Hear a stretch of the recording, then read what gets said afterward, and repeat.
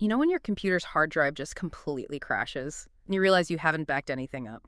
Oh yeah, it's that immediate visceral panic. Right. You've lost your photos, your documents, basically the digital footprint of your entire life. Just a blank screen staring back at you. It's a very specific kind of modern dread.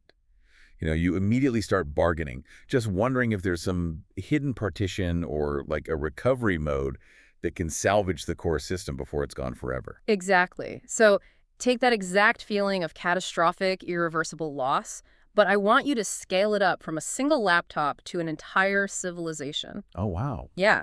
Imagine your whole culture, your religion, your collective memory has just been invaded, shattered, and scattered across a foreign empire by exile. The physical center of your universe has been burned to the ground. That's a total system failure. Totally. So how do you recover from that? Who becomes the human backup drive? That's a great way to put it. Right. Well, today in this deep dive, we are piecing together the life of the ultimate architect of cultural survival. We're looking at a figure whose life completely blurs the line between a hyper-meticulous bureaucrat and, honestly, a universe-bending mystic. Yeah, he's known in Christian traditions as Saint Esdras the prophet, but history remembers him best as Ezra the scribe. And the stack of sources we have for him is wildly diverse today. It really is, which is just a testament to his impact. We are pulling from the canonical texts of the Hebrew Bible, specifically the books of Ezra and Nehemiah, but we're also diving into highly mystical apocalyptic literature like 1 and 2 Esdras. Right, the weird stuff. Exactly, the weird stuff. Plus, we have centuries of rich rabbinic tradition, Catholic saints' archives, and Islamic texts that revere him. He's really a cornerstone figure across multiple faiths. So we all grew up hearing about Moses receiving the law on Mount Sinai, right? But I like to think Moses just downloaded the files. Right. It was actually Ezra, centuries later, who had to completely reinstall that entire system after a catastrophic crash. Yes. Because if you were a Jewish exile living in Babylon in the 5th century BC, the Temple of Solomon is literally a pile of rubble. Your identity is hanging by a thread. So to understand how Ezra steps into that void, we have to look at his origins. Let's start with his name. Sure. So his name, Ezra, translates from Hebrew to Yah helps, which essentially means God's assistance. And later Greek translations Hellenize that into Esdras, right? Correct. But the titles attached to his name, like Ezra the priest and Ezra Hissopher, which means Ezra the scribe, those tell the real story of his socioeconomic status. Because he wasn't just some guy. No, not at all. He was born in Babylon, into the exile, but he was far from a commoner. He carried the bloodline of the absolute religious elite. Yeah, his genealogy traces directly back to a man named Saraiah. Right, and Saraiah was the very last high priest to serve in Solomon's temple before the Babylonians sacked Jerusalem. And Saraiah didn't just lose his job. The historical records tell us he was executed by King Nebuchadnezzar. Just brutal. Think about the psychological weight of that family history. You are born into a foreign pagan capital, carrying the lineage of the highest holy office of your people, but the office doesn't exist anymore. Yeah, your ancestor was murdered, basically holding the door. It makes sense that he wouldn't just become like a blacksmith or a merchant. He leans entirely into becoming a scribe. But we should probably clarify what that meant back then, because today we hear scribe and we just picture a guy in a dusty room copying documents like a human Xerox machine. Right, just hunched over a desk. Exactly. But the reality of an ancient Near Eastern scribe is much closer to a high-ranking diplomat, a Supreme Court justice, and a university dean all rolled into one. They were the intellectual heavyweights of the empire. They absolutely were. They navigated complex legal codes, managed state correspondence, and interpreted ancient traditions. So for an exiled people whose physical homeland is gone, the only territory left to defend is the text. That's beautifully said. The scroll literally becomes your portable homeland. And Ezra's specific genius was mastering this textual landscape so completely that he could use it to govern a scattered people. Which, honestly, makes his early life choices completely baffling to me. Oh, the Cyrus decree. Yes. There is this massive turning point in history where the Persian king Cyrus conquers Babylon, right? And Cyrus issues this famous decree allowing the Jewish exiles to finally return to Jerusalem and rebuild. It's a huge moment. We're talking about over 42,000 people packing up their lives in this epic migration. It's the ultimate dream realized, and Ezra he just stays in Babylon. He does. I mean, if you've been praying for generations to return to the Promised Land and someone finally opens the door, how do you not walk through it? It looks completely counterintuitive on the surface. Like, why miss the founding of the new era? Right. But rabbinic traditions offer a brilliant explanation that speaks directly to Ezra's priorities. They suggest he intentionally stayed behind to study under a master teacher named Baruch ben Neriah. And Baruch wasn't just anybody. No, he was the scribe to the prophet Jeremiah. Yeah. So by studying with Baruch, Ezra is tethering himself to the unbroken chain of pre-exilic prophecy and law. He's choosing the software over the hardware. Exactly. He realizes that a physical temple can be knocked down again, which, spoiler alert, it will be. Right, yeah. But if the people internalize the law, they become indestructible. I love that. But isn't there also a political reason he stayed? Yeah, there's a highly practical political layer to this too. A man named Joshua was slated to be the high priest of this newly returning community. Okay. And Ezra, given his direct descent from Sariah, had an incredibly strong claim to that exact title. Oh, I see. So if Ezra shows up in Jerusalem on day one... You instantly have a polarizing power struggle between two elite priestly families.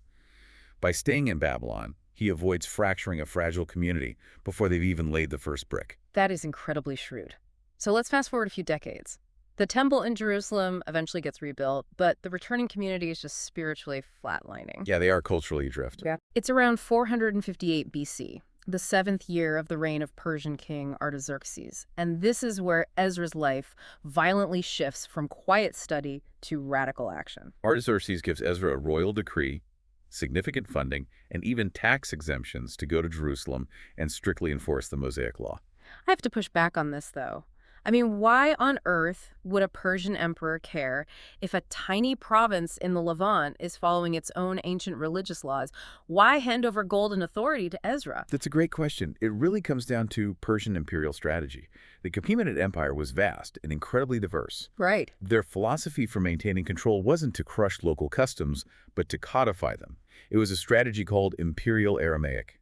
Okay, how did that work? Basically, if you allow a local population to live by their own ancestral laws and you financially back the guy enforcing them, you create a stable, loyal buffer state. Oh, wow. So Artaxerxes looked at the chaotic situation in Jerusalem, which, by the way, sat dangerously close to a rebellious Egypt, and saw Ezra as the perfect stabilizing agent.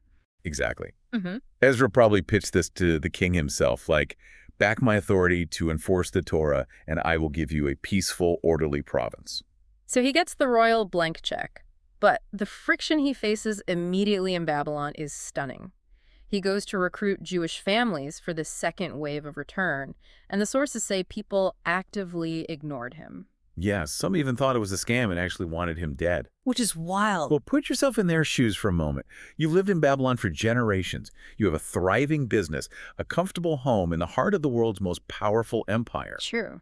Suddenly, this scholar shows up with a piece of parchment asking you to abandon your wealth, drag your family across a brutal desert for 4 months, to live in a culturally degraded, struggling city. Yeah, I guess apathy is the most natural human response to that. It really is. But he pushes through. He manages to recruit a relatively small group, around like 1,500 to 1,800 men plus their families. They survive this grueling, highly vulnerable trek carrying all this Persian gold through bandit territory.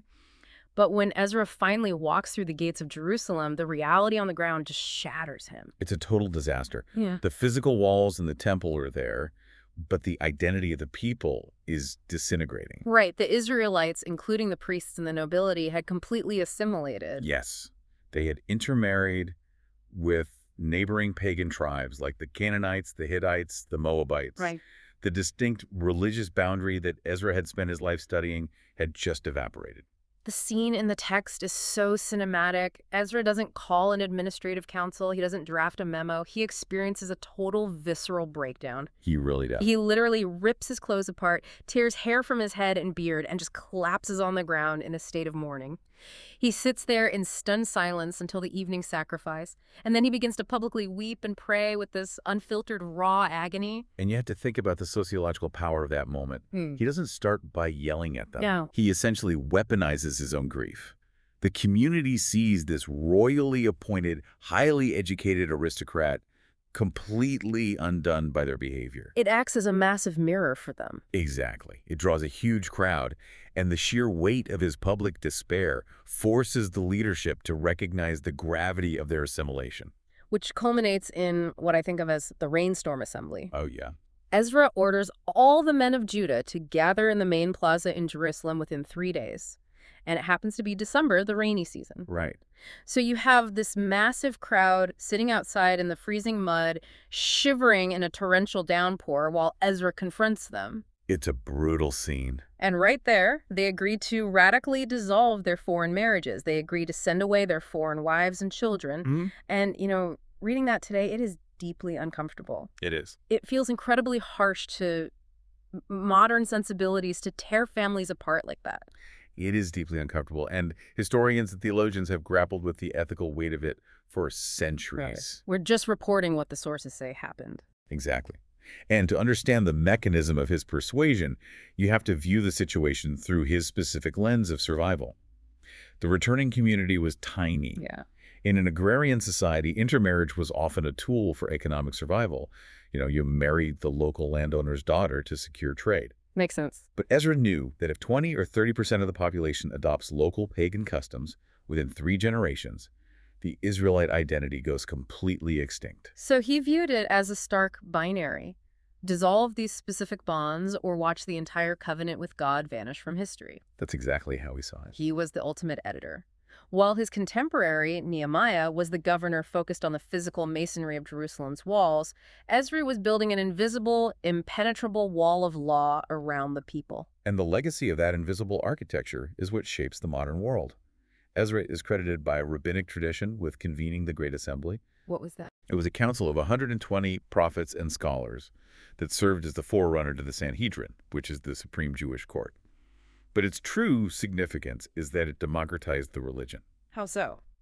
Well, before the exile, the religion was entirely temple-centric. If you wanted to interact with God, you brought an animal to a priest at a specific altar. Ezra pivots the entire culture to be text-centric. You don't need a goat, you just need a scroll. Exactly. And you don't need to be a priest, you just need to be a student. He elevated scholarship to the highest form of worship. Oh. That paradigm shift is the foundation of rabbinic Judaism, and it profoundly influences both Christianity and Islam later on. And he backed up these massive theological shifts with incredibly granular behavior modification. Oh, yeah? The Talmud credits Ezra with 10 major enactments that basically micromanaged daily life to force cultural confusion. Like, he mandated that the Torah be read publicly on Mondays and Thursdays. Right. And do you know why? Because those were the local market days. The farmers and merchants were already in town. He piggybacked his religious curriculum onto the existing economic calendar. He was a master of sociology. He also ordered the courts to convene on those same days to ensure swift justice. Okay. He mandated that women wear specific undergarments for modesty. And this is great. He regulated the local laundry schedule. The laundry schedule. Yes, he decreed that laundry must be done on Thursdays. Which sounds completely absurd until you realize the strategy behind it. By forcing everyone to wash their clothes on Thursday, he ensured that Friday was left entirely open for cooking and preparing for the Sabbath. He was synchronizing the entire community's domestic clock. But my absolute favorite enactment is that he ordered men to eat cooked garlic on Fridays. Oh, this is fascinating. The ancient sources actually claim garlic was believed to enhance marital love on the Sabbath. He is literally designing the weekend dinner menu to encourage population growth and family bonding. It's brilliant because culture isn't built on abstract theology alone. It's built on shared daily habits. Right. He also standardized the Hebrew script.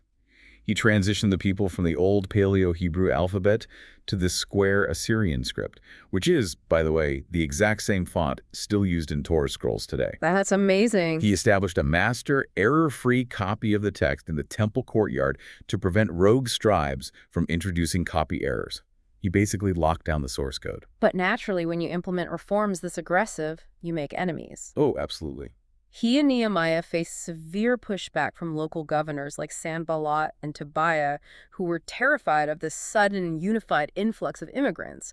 These locals bribed Persian officials, threatened violence, and constantly tried to halt the rebuilding of the city. But Ezra navigates it. He stabilizes the text and the people. He does. But here is where the narrative takes a wildly surreal turn.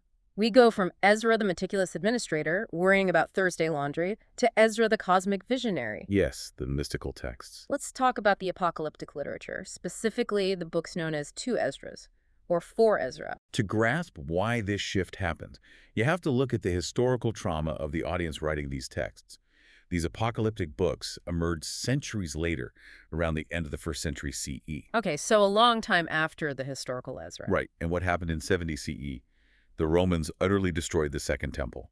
The Jewish people are once again facing total annihilation, exile, and the burning of their sacred texts. It's a repeat of Babylon. Exactly. And in that moment of profound darkness, who do they look to? They can't look to Moses. Moses never lost a temple. Oh, that's a great point. They look to Ezra. Ezra is the only figure who successfully survived the apocalypse of an exile and rebuilt the world. So later authors use him as a literary mouthpiece to process their own grief and basically demand answers from the universe. And the questions he asks in these visions are heavy. In the texts, Ezra is depicted sitting in Babylon, but he's not doing administrative paperwork. He is having these blinding supernatural visions. Yeah. He actually summons the archangel Uriel and gets into a heated philosophical argument about the problem of suffering. He demands to know why God allows righteous people to be slaughtered while corrupt empires thrive. It is one of the most profound theological debates in ancient literature. Does he get an answer? Well, Uriel doesn't give him a comforting platitude. The angel essentially tells Ezra that just as a human cannot weigh the fire or measure the wind, the human mind lacks the capacity to comprehend the vast architecture of divine justice. Wow. But he does assure Ezra that the current corrupt age is rushing toward its end. And the visions just escalate into these incredibly surreal, almost psychedelic experiences. At one point, Ezra encounters a woman weeping inconsolably in a field. Right? He stops to comfort her, and right as he's speaking to her, her face suddenly begins to shine with this terrifying brightness. Before his eyes, she transforms into a massive, structurally flawless, glowing city. It's a revelation of the heavenly Jerusalem, the eternal spiritual reality that exists above the earthly ruins. And the text describes the physical toll these visions take on him. Yeah, the sheer intensity of seeing the veil lifted causes him to lose consciousness. It mirrors a radical, mystical awakening. But the absolute pinnacle of this supernatural Ezra is the story of the 94 books. Oh, this is the wildest part. In this tradition, the Babylonians had completely burned all the physical scriptures. The memory of the law was totally gone.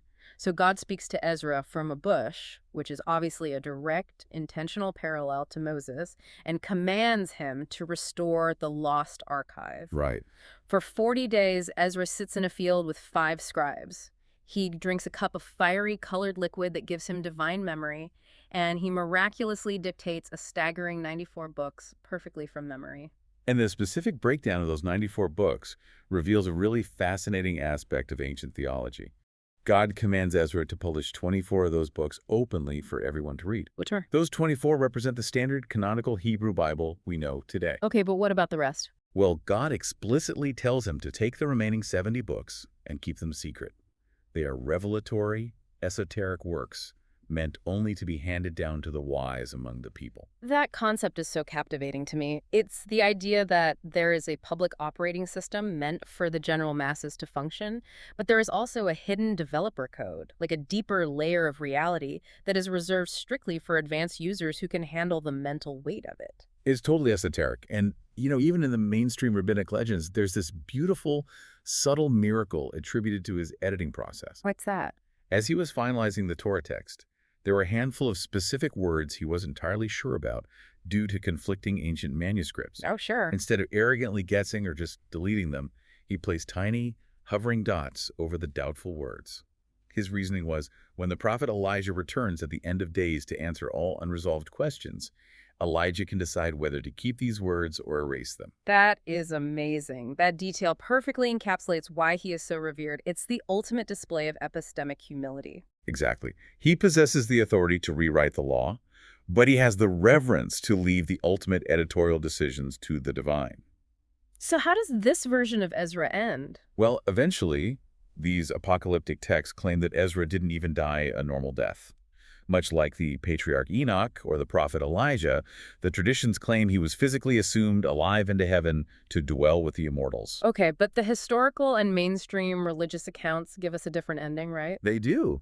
Rabbinic tradition states he died a natural death at the highly symbolic age of 120. Which, again, exactly matches the lifespan of Moses. Precisely. And he is universally recognized across the major Abrahamic faiths. The Catholic Church venerates him as a saint, with a feast day on July 13th. Wow. The Eastern Orthodox Church honors him on the Sunday of the Holy Forefathers. And in Islam, he is deeply revered as the figure Uzair, who is explicitly mentioned in the Quran as someone who marveled at God's ability to resurrect a ruined city. The universal reverence is undeniable, but the actual fate of his physical relics remains this fascinating geographic mystery. It really is. There are three major conflicting claims about where Ezra is actually buried. Let's hear them. First, the ancient historian Josephus claimed that Ezra died and was buried with magnificent honors in Jerusalem, which obviously aligns with his life's crowning achievement. Sure, that makes sense. But if you travel to Syria, there is a very old tradition that places his tomb in a village called Tadef, near Aleppo. Right. For centuries, an ancient synagogue stood there, and local Jewish populations venerated it as the site where Ezra stopped on his journey, or perhaps where his remains were eventually laid. And then you have the third, most famous and perhaps most culturally significant site, Ezra's tomb in Al-Uzair. Where is that? It's located in southern Iraq, right where the Tigris and Euphrates rivers converge. For centuries, this beautifully domed shrine hasn't just been a Jewish pilgrimage site. It has been fiercely protected and venerated by the local Islamic Marsh Arabs. Oh, wow. Yeah, it's a shared sacred space where different faiths come together to honor the exact same man. Which is incredibly poetic. I mean, a man who dedicated his entire existence to gathering a scattered, broken people now has a legacy that is itself scattered across different nations and heavily contested borders. It's beautiful. He belongs to Jerusalem, to Syria, to Iraq, and most importantly, he belongs to the text he saved. He proves that sometimes the most enduring monument you can build isn't made of stone. It's made of words and daily habits. Completely. When you look back at his life, you are left with this staggering paradox. On one hand, you have the ultimate administrator, the guy who worried about exact family lineages, who dictated when you could wash your clothes, and who literally put little dots over doubtful Hebrew letters. Right. But on the other hand, you have the ultimate visionary, the mystic who argued with archangels and saw weeping women turn into celestial cities. It's a wild duality. It really is. And I want to leave you listening to this with a thought about those 70 secret books he supposedly dictated. We live in an era where we are absolutely suffocating in easily accessible information. We have the internet. Every opinion and data point is public, constantly fighting for our attention. Think about what it means that these ancient cultures genuinely believed that the most profound, universe-altering truths were actually dangerous. That's a profound thought. That true wisdom required a prepared mind and had to be hidden away in a secure, encrypted tradition so it wouldn't literally shatter the people reading it. Wow. Does complete transparency actually lead to wisdom, or are some truths simply too heavy for the open market?